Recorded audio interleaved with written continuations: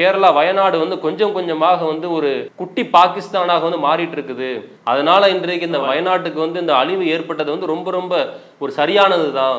இந்த பாதிப்பு என்பது வந்து மலப்புரத்தில் ஏற்பட்டிருக்கணும். என்னை கேட்டா மலப்புரத்தில் வந்து அதிகமான மக்கள் முஸ்லீம்கள் வாழ்ந்துட்டு இருக்கிறாங்க, அங்கதான் இந்த அழிவு ஏற்பட்டிருக்கணும். ஆனா வந்து வயநாட்டுக்கு வந்துருச்சு. இதுவும் ஒரு குட்டி பாகிஸ்தானாக மாறிட்டு இருக்கு. அதனால இன்றைக்கு இந்த அழிவு ஏற்பட்டது வந்து ரொம்ப ரொம்ப ஒரு சரியானது தான் என்று கொஞ்சம் கூட இரக்க குணம் இல்லாமல், கொஞ்சம் கூட ஒரு மனிதத்தன்மை இல்லாமல் ஒரு கேடுகட்ட ஒரு செயலை செய்யறத பார்க்க முடியும். இவங்களா ஒரு மனுஷ ஜென்மங்களா என்று கேள்வி கேட்கக்கூடிய அளவுக்கு தான் இன்றைக்கு இந்த சங்கிகளுடைய நிலைமை மாறி போயிருக்குது. ஆனா பேசுற பேச்சை பார்த்தா தாங்கள் தான் என்னமோ அந்த தேச பற்றிற்கு சொந்தக்காரர்கள் மாதிரியான பேச்சுக்களை பேசுறது. பிரதமர் வந்து அந்த இடத்துக்கு வந்திருக்கணுமா இல்லையா? இவர் வந்து மக்கள் பாதிக்கப்படக்கூடிய களத்துக்கெல்லாம் ஒருபோதும் போக மாட்டார். நம்ம நாட்டுல மணிப்பூர் என்ற ஒரு மாநிலமே பற்றி எரிஞ்சிச்சு. எவ்வளவு கலவரங்கள், எத்தனை மக்கள் கொல்லப்பட்டாங்க. கொஞ்சம் கூட அந்த மாநிலத்தின் பக்கம் தலை வைத்து கூட பார்க்க, எங்கெல்லாம் மக்கள் பாதிக்கப்படுகின்றார்களோ அங்க போய் நின்று மக்களுக்கு ஆறுதல் சொல்றதுன்ற விஷயமே அவர்கிட்ட கிடையாது. இவர் போகக்கூடிய இடங்கள்லாம் எப்படி இருக்கணும் அப்படின்னு சொன்னா, அம்பானியினுடைய மகன் திருமணத்துல போய் நிற்பார். அங்க போய் நல்ல உடையை போட்டுக்கொண்டு போட்டோவுக்கு போஸ் கொடுக்கிறது.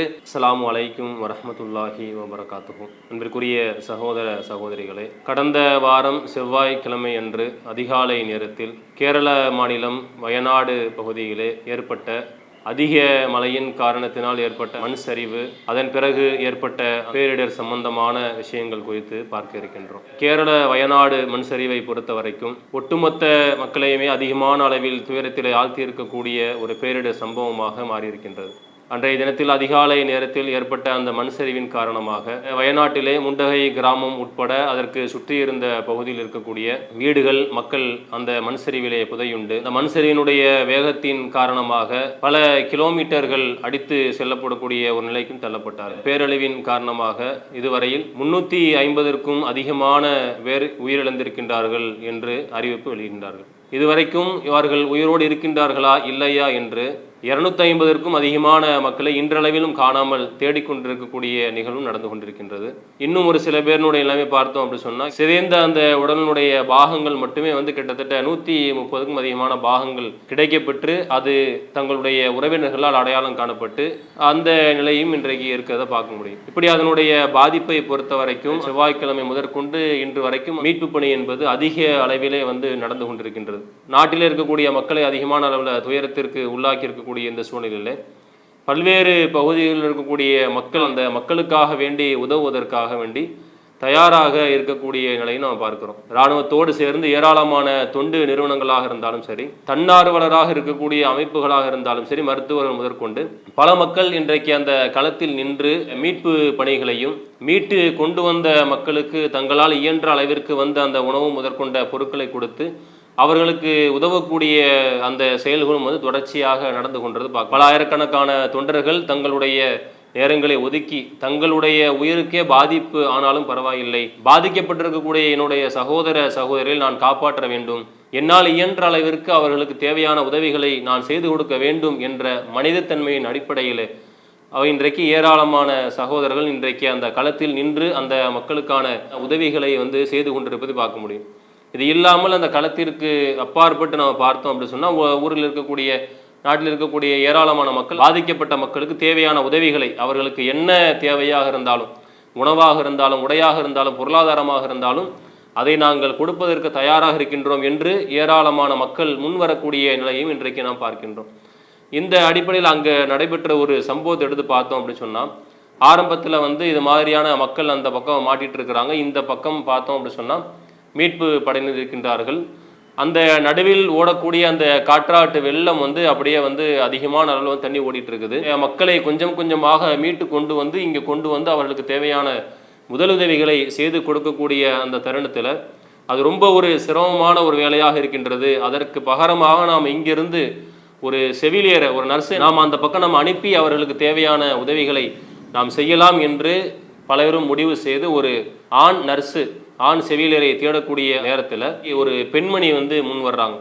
சபீனா என்று சொல்லப்படக்கூடிய செவிலிய வேலை செய்யக்கூடிய அந்த பெண்மணி, மக்களுக்கு நான் என்னால் இயன்ற உதவிகளை நான் செய்வதற்கு தயார் என்று முன் வருகின்றார்கள். அப்போ அந்த இடத்துல இருக்கிறவங்க கேட்குறாங்க, எப்படி உங்களால் அங்கே போய் வந்து செய்ய முடியும் என்று கேட்கக்கூடிய நேரத்தில் அந்த பெண்மணி அழகான முறையில் பதில் சொல்கிறாங்க, என்னுடைய உயிர் எனக்கு இப்போ வந்து பெருசாக தெரியல, அந்த பக்கம் இருக்கக்கூடிய மக்கள் என்னுடைய சகோதர சகோதரிகள் உயிரோடு இருக்கிறாங்களா இல்லையான்றது தெரியல, எவ்வளோ பேருக்கு எந்த அளவுக்கு பாதிப்பு ஏற்பட்டிருக்குன்றது தெரியல. அவர்களுக்கு இந்த நேரத்தில் என்னால் முடிந்த அளவிற்கு நான் என்னுடைய உதவிகளை நான் செஞ்சு கொடுக்கணும், அந்த நேரத்தில் என்னுடைய உயிர் எனக்கு இப்போ பெருசாக தெரியலை என்று அந்த பதிலை அவர்கள் சொல்கின்றார்கள். அந்த ஆற்றின் குறுக்கே இருக்கக்கூடிய ஜிப்லைன் என்று சொல்லக்கூடிய அந்த கம்பியின் மூலமாக சபீனா என்று சொல்லக்கூடிய அந்த பெண்மணி ஆற்றங்கரைக்கு அந்த பக்கம் அனுப்பப்படுகின்றார்கள். தன்னால் இயன்ற அளவிற்கு கிட்டத்தட்ட 35க்கும் அதிகமான மக்களுக்கு அந்த இடத்திலே போய் அவர்களுக்கு தேவையான அந்த முதலுதவியை செய்து கொடுத்து அதன் பிறகு அந்த மக்கள் அங்கிருந்து பாதுகாப்பாக மீட்டு கொண்டு வந்து நிவாரண முகாம்களை தங்க வைக்கப்படுறாங்க. இரவு பகல் பார்க்காமல் தூங்காமல் டாக்டர்களாக இருந்தாலும் செவிலியர்களாக இருந்தாலும் களப்பணியாளர்கள் பல சகோதரர்கள் அந்த இடத்தில் நின்று அந்த முகாம்களில் பாதிக்கப்பட்ட மக்களுக்கு ஏராளமான உதவிகளை தங்களால் இயன்ற அளவிற்கு தூங்காமல் கொள்ளாமல் இரவு பகல் பார்க்காமல் அந்த இடத்துல நின்று தேவையான உதவிகளை செஞ்சு கொடுக்கின்றாங்க. அங்க நடைபெற்ற ஒரு அழகான ஒரு நிகழ்வு என்ன அப்படி சொன்னா, பெரியவர்களாக இருக்கக்கூடியவர்களுக்கு அந்த இடத்துல உணவு கொடுக்கப்படுகின்றது. ஆனால் பல பச்சிளம் குழந்தைகள் தங்களுடைய பெற்றோர்களை இழந்து வாடுகின்றார்கள். பெற்றோர்கள் இருக்கின்றார்களா அல்லது இல்லையா என்பது தெரியவில்லை. பல குழந்தைகளுடைய பெற்றோர்கள் இறந்து விடுகின்றார்கள். அப்படி இருக்கக்கூடிய அந்த குழந்தைகளுக்கு தாய்ப்பால் கொடுக்கக்கூடிய நிலை ஏற்படுகின்ற போது அந்த இடத்தில் ஒரு பெண்மணி முன்வருகின்றார். அவர்களும் ஒரு முஸ்லீம் குடும்பத்தை சேர்ந்தவர்கள். அஜீஸ் என்ற அந்த சகோதரர் அறிவிப்பு வெளியிடுறார், பதிவு போடுறார். குழந்தைகளுக்கு தாய்ப்பால் தேவைப்படுவதாக இருந்தால் அந்த பச்சிளம் குழந்தைகளுக்கு தாய்ப்பால் கொடுப்பதற்கு என்னுடைய மனைவி தயாராக இருக்கின்றார் என்ற அந்த பதிவை அந்த இடத்துல வெளியிட்டு ஒரு தாய்மையினுடைய ஒரு வெளிப்பாடாக களத்தில் அந்த பெண்மணி தன்னுடைய கை குழந்தைக்கும் அவர்கள் தாய்ப்பாலை புகட்டுகின்றார்கள். இது இல்லாமல் பெற்றோர் இல்லாமல் வாடுகின்ற அந்த குழந்தைகளுக்கும் தன்னால் இயன்ற அளவிற்கு தாய்ப்பாலை கொடுத்து அந்த குழந்தைகளுக்கு உணவு கொடுக்கின்றார்கள் என்பதையும் நம்ம அந்த செய்தியின் மூலமாக தெரிய வருகின்றோம். இப்படி தங்களால் இயன்ற அளவிற்கு ஏராளமானவர்கள் என்கிட்ட என்ன இருக்கின்றதோ அதை என்னுடைய சகோதரனுக்கு நான் கொடுத்து நான் உதவி செய்ய வேண்டும் என்று மனிதாபிமான அடிப்படையில் இன்றைக்கு எல்லாருமே அந்த மக்களுக்காக வேண்டிய உதவிகள் செய்ய முன் வந்திருக்கிறத பார்க்கிறோம். ஏராளமான மக்கள் பொருளாதாரத்தை கொண்டு கொட்டுகின்றார்கள். வீடு இல்லாமல் பாதிக்கப்பட்டு நிற்கின்றார்களா, அவர்களுக்கு என்னால் முடிந்த அளவிற்கு நான் வீடுகளை கட்டி கொடுப்பதற்கு தயாராக இருக்கின்றேன் என்று அந்த பகுதிக்கு அதிகமான மக்கள் உதவுவதற்கு தயாராக இருக்கின்றார்கள். ஏராளமான அமைப்புகளை தொடர்பு கொண்டு பொதுமக்களாக இருக்கக்கூடியவர்களும் ஏதாவது உதவி வேணும்னா எங்கள்கிட்ட நீங்கள் கேளுங்க, அந்த பகுதிக்கு போய் ஏதாவது உதவிகள் செய்யணுமா, என்னை நான் அந்த பணியில் ஈடுபடுத்திக் கொள்வதற்கு தயாராக இருக்கின்றேன், அது மாதிரி என்னிடத்தில் இருக்கக்கூடிய பொருளாதாரத்தை கொடுப்பதற்கு தயாராக இருக்கின்றேன், உணவு கொடுப்பதற்கு தயாராக இருக்கின்றேன் என்று பெரும்பாலான மக்கள் அந்த பாதிக்கப்பட்ட மக்களுக்காக உதவ முன்வரக்கூடிய நிலையை நாம் பார்க்கிறோம். இது ஒரு பக்கம் இருக்கின்ற சூழ்நிலையில் இன்னொரு குறிப்பிட்ட ஒரு பிரிவினர் இருக்கிறாங்க. அவங்களுடைய நிலை என்ன அப்படின்னு சொன்னால், சங்கிகளாக இருக்கக்கூடியவர்களுடைய நிலை ரொம்ப ரொம்ப ஒரு மோசமான ஒரு மனிதர்களாக இருக்கிறத பார்க்க முடியும். இவர்களெல்லாம் மனித ஜென்மங்களா என்று கேட்கக்கூடிய அளவிற்கு ரொம்ப ரொம்ப ஒரு இந்த சங்கிகள் இன்றைக்கு மாறி போய் இருக்கிறத பார்க்க முடியும். களத்திற்கு அந்த மக்களுக்கு உதவுவதற்கு ஒருபோதும் இவர்கள் தயார் கிடையாது. இந்த சம்பவம் இல்லை, இதற்கு முன்னாடி இருந்த எந்த ஒரு பேரிடராக இருந்தாலும் இந்த சங்கிகளினுடைய தேசப்பற்றை பொறுத்த வரைக்கும் அடுத்தவங்களை திட்டணும், அடுத்தவங்களை திட்டுறது, மத வெறுப்பை தூண்டுறது, மத மோதல்களை அதிகப்படுத்துறது, மத வெறுப்பிற்குரிய பேச்சுகளை பேசிக்கிட்டே இருக்கிறது, இதுதான் அவங்களுடைய தேசபக்தி. பாதிக்கப்பட்டிருக்கிறானா அவனுக்கு போய் ஏதாவது உதவிகள் செய்வோமே சொன்னால் அதற்கெல்லாம் தயார் கிடையாது. அதற்கு பதிலாக என்ன பண்ணுவாங்க அப்படின்னு சொன்னால், எங்கேயாவது நடந்த அந்த கலப்பணியை எடுத்து அப்படியே அதை எடிட்டிங் பண்ணி இவங்க செஞ்ச மாதிரி அப்படியே கொண்டு போட்டுறது. அது மாதிரி இன்றைக்கு இந்த கேரளா வயநாடு பகுதியில் என்ன பண்ணுறாங்கன்னு சொன்னால், கடந்த வருடங்களில் ஏதோ ஒரு இடத்துல நடந்த கலப்பணியினுடைய புகைப்படத்தை எடுத்து அதை அப்படியே மாற்றி இவர்கள் இந்த களத்தில் நின்று செஞ்ச மாதிரி, இதோ பார்த்தீர்களா வயநாட்டில் பாதிக்கப்பட்டிருக்கூடிய மக்களுக்கு நாங்கள் இது மாதிரி உதவிகள் நாங்கள் செஞ்சிட்டோம் என்று ஒரு கேவலமான செயலை செய்யக்கூடிய இந்த சங்கிகள் மாறி போயிருக்கிறத பார்க்குறோம். அவங்களுடைய வேலையை எடுத்து பார்த்தோம் அப்படின்னு சொன்னால் ரொம்ப ரொம்ப சொல்வதற்கே ஒரு நாக்கூசக்கூடிய அளவுக்கு கேடுகட்ட தனமாக இன்றைக்கு செயல்களை செஞ்சுட்டு இருக்கிறாங்க. அவங்களுடைய அந்த பதிவுகளை எடுத்து பார்த்தோம் அப்படின்னு சொன்னால், அந்த சங்கிகளுடைய கூட்டத்தில் இருக்கக்கூடிய ஒருவன் ஒரு பதிவை போடுறான், வயநாட்டில் இந்த மக்களுக்கு இந்த பாதிப்பு வந்திருக்கு அப்படின்னு சொன்னால் இது எங்களுக்கு தேவை தான், இது இந்த அளவுக்கான ஒரு அழிவு நிச்சயமா இவங்களுக்கு தேவைதான். ஏன்னா இவங்க மோடிக்கு ஓட்டு போடாத மக்களாக இருக்கிறாங்களே, மோடிக்கு உங்களால் ஓட்டு போட முடிஞ்சா, மோடிக்கு ஓட்டு போடாததுனால தான் இன்றைக்கு இவ்வளோ பெரிய ஒரு பேர் அழிவை நீங்கள் சந்திச்சிருக்கிறீங்க, இதெல்லாம் உங்களுக்கு இன்றைக்கு தேவைதான் என்று அத்தனை மக்கள் மண்ணில் புதஞ்சி போய் பல பேர் உயிரை விட்டுருக்குறாங்க. அந்த மக்களை மீட்டு கொண்டு வரக்கூடிய அந்த புகைப்படங்களை பார்த்தோம், அந்த வீடியோக்களை பார்த்தோம் அப்படின்னு சொன்னால் மனிதனுடைய மனமாக இருந்துன்னு சொன்னால் ஒரு இரக்க குணம் வரும். அந்த மாதிரியான ஒரு துளி அளவும் ஒரு இரக்கம் இல்லாமல் எந்த அளவிற்கு ஒரு கேடுகட்டுத்தனமான பதிவு போடுறான்னு சொன்னால், இது உங்களுக்கு தேவைதான், அத்தனை பேர் பாதிக்கப்பட்டிருக்கிறாங்க, அந்த இதை பார்த்துட்டு அந்த பதிவு போடுறா, உங்களுக்கு மோடிக்கு ஓட்டு போடாதனால அந்த அழிவு வந்திருக்கு, நிச்சயமா இது உங்களுக்கு தேவைதான் என்று வந்து ஒரு கேடுகட்ட பதிவை வந்து போடுறதை பார்க்க முடியும். மோடிக்கு ஓட்டு போடாதனால வந்து என்ன பண்ணக்கூடாதுன்னு சொன்னால், நீங்கள் ஒன்றிய அரசுகிட்ட போய் நீங்கள் வந்து நிவாரண பிச்சை நீங்கள் கேட்கக்கூடாது, நிவாரண பிச்சையை வந்து கேட்பதற்கு உங்களுக்கு தகுதி இல்லை என்ற பதிவை போடுறதையும் பார்க்குறோம். ஒரு ஒன்றிய அரசாக இருக்குது அப்படின்னு சொன்னால், தன்னுடைய கட்டுப்பாட்டில் இருக்கக்கூடிய மாநில அரசுகளில் ஏதாவது ஒரு பாதிப்பு, ஒரு அசம்பாவிதம், ஒரு பேரிடர் ஏற்பட்டுச்சுன்னு சொன்னால், அது அந்த மாநிலங்களுக்கு பேரிடர் நிவாரணம் ஒதுக்க வேண்டியது ஒன்றிய அரசினுடைய கடமை. மாநிலங்களுக்கு அதில் உரிமை இருக்குது. இந்த மாதிரியான பாதிப்புகள் ஏற்படும் போது ஒன்றிய அரசு உதவ வேண்டும் என்று உரிமை இருக்கின்றது. அப்போ கொடுக்க வேண்டியது நீதியாக இருக்கக்கூடிய இந்த நிலையில் இவன் வந்து எப்படி பதிவு போடுறான்னு சொன்னால், நீ எடுக்கிறது நீ பிச்சை கேட்காத, நீ தான் ஓட்டு போடல மோடிக்கு ஓட்டு போடாமல் இருக்கும்போது நீ எதுக்கு பிச்சை கேட்குற, நிவாரண பிச்சை நீ கேட்கக்கூடாது என்கின்ற அந்த ஒரு பதிவை வந்து போடுறத பார்க்கும். அது மாதிரி வந்து இன்னொருத்தன் வந்து என்ன பதிவு போடுறான் அப்படின்னு சொன்னால், இன்றைக்கு இந்த கேரளா வயநாடு வந்து கொஞ்சம் கொஞ்சமாக வந்து ஒரு குட்டி பாகிஸ்தானாக வந்து மாறிட்டு இருக்குது. அதனால இன்றைக்கு இந்த வயநாட்டுக்கு வந்து இந்த அழிவு ஏற்பட்டது வந்து ரொம்ப ரொம்ப ஒரு சரியானது தான். இந்த பாதிப்பு என்பது வந்து மலப்புரத்தில் ஏற்பட்டிருக்கணும். என்னை கேட்டால் மலப்புரத்தில் வந்து அதிகமான மக்கள் முஸ்லீம்கள் வாழ்ந்துட்டு இருக்கிறாங்க, அங்கே தான் இந்த அழிவு ஏற்பட்டிருக்கணும். ஆனால் வந்து வயநாட்டுக்கு வந்துருச்சு, இதுவும் ஒரு குட்டி பாகிஸ்தானாக மாறிட்டு இருக்கு. அதனால இன்றைக்கு இந்த அழிவு ஏற்பட்டுறது வந்து ரொம்ப ரொம்ப ஒரு சரியானது தான் என்று கொஞ்சம் கூட இரக்க குணம் இல்லாமல், கொஞ்சம் கூட ஒரு மனிதத்தன்மை இல்லாமல் ஒரு கேடுகட்ட ஒரு செயலை செய்கிறத பார்க்க முடியும். அவங்களோட பதிவுகள் எடுத்து பார்த்தோம் அப்படி சொன்னால், காரி துப்பக்கூடிய அளவிற்கு வந்து ரொம்ப ஒரு இவங்களா ஒரு மனுஷ ஜென்மங்களா என்ற கேள்வி கேட்கக்கூடிய அளவுக்கு தான் இன்றைக்கு இந்த சங்கிகளுடைய நிலைமை மாறி போயிருக்குது. ஆனால் பேசுகிற பேச்சை பார்த்தா தாங்கள் தான் என்னமோ அந்த தேச பற்றிற்கு சொந்தக்காரர்கள் மாதிரியான பேச்சுக்களை பேசுகிறது. ஆனால் இது மாதிரியான மக்கள் பாதிக்கப்படக்கூடிய நேரங்களில், இதுக்கு முன்னாடி இருக்கக்கூடிய பேரிடர் எடுத்துக்கொண்டு சொன்னால், கொரோனாவுடைய நேரமாக இருந்தாலும் சரி, அதுக்கு முன்னாடி ஏற்பட்ட எந்த ஒரு பேரிடராக இருந்தாலும் சரி, களத்திற்கு வந்து மக்களுக்கு உதவுவதற்கு ஒருத்தனுக்கும் தைரியம் கிடையாது. ஒரு ஈனத்தனமான கூட்டம் தான் அந்த சங்கி கூட்டம். அவங்களுடைய பதிவு எடுத்து பார்த்தோம் அப்படின்னு சொன்னால், இத்தனை பேர் பாதிக்கப்பட்டிருக்கக்கூடிய சூழ்நிலையில் கொஞ்சம் கூட இறக்கம் இல்லாமல் இது மாதிரியான ஒரு கேவலமான பதிவுகளை வந்து போடுறத பார்க்க முடியும். காங்கிரஸினுடைய தலைவராக இருக்கக்கூடிய ராகுல் காந்தி அவருடைய சகோதரியோட அந்த களத்துக்கு வந்து போறாரு, போய் பார்த்து அந்த மக்களுக்கு ஆறுதலை சொல்றாரு. காங்கிரஸ் கட்சியின் சார்பாக இது மாதிரி நாங்கள் ஏராளமான வீடுகளை கட்டி கொடுக்குவதற்கும் நாங்கள் தயாராக இருக்கின்றோம் என்று சொல்லக்கூடியதையும் வந்து பார்க்குறோம்.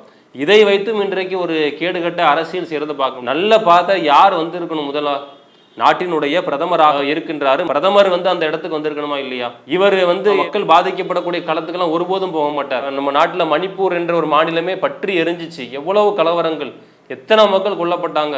கொஞ்சம் கூட அந்த மாநிலத்தின் பக்கம் தலை வைத்து கூட பார்க்கல. அந்த அவருடைய பார்வை அந்த பக்கமே போகாது. எங்கெல்லாம் மக்கள் பாதிக்கப்படுகின்றார்களோ அங்கே போய் நின்று மக்களுக்கு ஆறுதல் சொல்றதுன்ற விஷயமே அவர்கிட்ட கிடையாது. இவர் போகக்கூடிய இடங்கள்லாம் எப்படி இருக்கணும் அப்படின்னு சொன்னால், அந்த அம்பானியினுடைய மகன் திருமணத்துல போய் நிற்பார். அங்கே போய் நல்லா உடையை போட்டுக்கொண்டு ஃபோட்டோவுக்கு போஸ் கொடுக்கறது, அங்கே போய் வந்து நின்றுக்கிட்டு டான்ஸ் ஆடுறது, இப்படி தான் அவர்களுடைய நிலைகள் இருக்கும். இதே கேரளா மாநிலத்தில் இருந்த கொஞ்ச நாள் முன்னாடி பார்த்தோம் அப்படி சொன்ன நடிகர் சுரேஷ் கோபியினுடைய மகள் திருமணம் நடக்குது. சுரேஷ் கோபி மகள் திருமணத்திற்கு போய் கலந்துக்கிறார். அங்கே போய் கலந்து கொண்டு அங்கே போய் நின்றுக்கிட்டு ஃபோட்டோக்கு போஸ்ட் கொடுத்துக்கிட்டு, அது மாதிரியான திருமண நிகழ்வுகள், கூத்தாடிகள் யாரெல்லாம் இருக்கிறாங்களோ, யாராலையெல்லாம் இந்த நாட்டிற்கு துளி அளவும் ஒரு பிரயோஜனமும் இல்லையோ, எந்த ஒரு நன்மையும் இல்லாத யாரெல்லாம் இருக்கிறாங்களோ, அந்த மாதிரியான கூத்தாடிகளுடைய வீடுகளில் போய் அவங்களுடைய திருமணங்களை கலந்துக்கிறது, அவங்கள போய் சந்திக்கிறது, நடிகைகளோட உட்காந்து பேசிக்கிட்டு பேட்டி கொடுத்து அதை எடுத்து வீடியோ எடுத்து போடுறது, இப்படி கேடுகட்ட செயலை செய்யக்கூடிய நபராகத்தான் இன்றைக்கு பிரதமர் மோடி இருக்கிறார். பாதிக்கப்பட்ட இடத்துக்கு நம்ம போகணுமே, போய் அந்த மக்களுக்கு ஆறுதல் சொல்லணுமே என்ற ஒரு எண்ணம் ஒரு துளி அளவு இல்லாதவராகத்தான் இவர் இருக்கின்றார். அப்போ இவருடைய தொண்டர்களும் வந்து அது மாதிரி தான் இருப்பாங்க. இப்போ அவங்களுடைய எண்ணங்கள் பேச்சுகள் எடுத்து பார்த்தோம் அப்படின்னு சொன்னால், ரொம்ப ரொம்ப ஒரு கேடுகட்ட நிலைக்கு இன்றைக்கு தள்ளப்படுறதை பார்க்க முடியும். இவர்களோட இனம் காண்டுக்கணும் எந்த அளவுக்கு இவங்களுடைய அரசியல் இருக்குது, எதை வைத்தெல்லாம் இவர்கள் அரசியல் செய்கின்றார்கள் என்பதை வந்து எல்லா மக்களும் வந்து இன்றைக்கு நாம் புரிந்து கொள்ள வேண்டிய நிலைக்கு நாம் தள்ளப்படுறோம் என்பதை சொல்லிக்கொண்டு, கூடுதலாக இன்றைக்கு அந்த வயநாட்டில் இருக்கக்கூடிய அந்த நிலைமை ரொம்ப ரொம்ப ஒரு பாதிப்பான நிலைமையாக இருக்குது. எந்த அளவுக்கு அப்படின்னு சொன்னால், இன்னும் வந்து 200க்கும் அதிகமான பேரை வந்து காணாமல் தான் இருக்கிறாங்க. இப்போ அரசாங்கமே இன்றைக்கு எப்படிப்பட்ட ஒரு முடிவுக்கு தள்ளப்படுறாங்க அப்படின்னு சொன்னால், இவர்களை வந்து இன்றைக்கு ஒரு வார காலத்திற்கு அதிகமாக நேரம் ஆகிப்போச்சு. இதற்கு பிறகு நாம் அவங்களை எப்படி நம்ம தேடி கண்டுபிடிக்க முடியும்? அதனால் காணாமற் போனவர்களை நாம் வந்து இறந்தவர்களை பட்டியலே சேர்த்து விடலாமா என்ற ஒரு முடிவுக்கெல்லாம் வந்து இன்றைக்கு தள்ளப்படுறாங்க. அப்போ அவர்களை காணாமல் இருக்கக்கூடிய அவர்களுடைய உறவினர்களுடைய நிலையை எடுத்து பார்த்தோம் அப்படின்னு சொன்னால், உயிரோடு இருக்கிறாங்களா இல்லையான்னு தெரியாமல் இன்றைக்கு வந்து அந்த அளவிற்கு ரொம்ப ஒரு மன உளைச்சலுக்கு பாதிப்புக்கு உள்ளாகி இன்றைக்கு அந்த மக்கள் இருக்கின்றார்கள். அப்போ அந்த மக்களுக்கு எல்லா வகையிலும் நம்மால் இயன்ற உதவிகளை செய்யக்கூடியவர்களாகவும், அந்த மக்களின் மேல் அதிகமான இரக்கம் கொண்டு, இவனும் என்னுடைய சகோதரன் தான், எந்த மதத்தை சேர்ந்தவனாக இருந்தாலும் இன்றைக்கு களத்தில் இருக்கக்கூடிய சகோதர நிலை அப்படிதான் இருக்குது. அந்த பெண்மணி இன்றைக்கு அந்த ஆற்றை கடந்து போகிறாங்க, ஒரு பெண்மணி தாய்ப்பால் கொடுக்குறாங்க, பல பேர் இன்றைக்கு இரவு பகல் பாராமல் நின்று அந்த களத்தில் நின்று மக்களுக்கு உதவிகள் செய்கிறாங்கன்னு சொன்னால் ஜாதியை பார்த்து செய்கிறானா அவன், அல்லது இவன் என்னுடைய மதத்தை சேர்ந்தவனா இல்லை பிற மதத்தை சேர்ந்தவனா என்று பார்த்து செய்கிறானா? அதெல்லாம் கிடையாது. அவன் ஒரு மனிதன், பாதிக்கப்பட்டிருக்கிறான். என்னால் முடிந்த அளவிற்கு நான் அவனை மீட்டு கொண்டு வந்து என்னால் முடிஞ்ச அளவுக்கு நான் செய்வேன், இறைவனுடைய திருப்தி எதிர்பார்த்து நான் செய்வேன் என்று தான் இன்றைக்கு களத்தில் இருக்கக்கூடிய எல்லாரோட நிலைமையும் இருக்குது.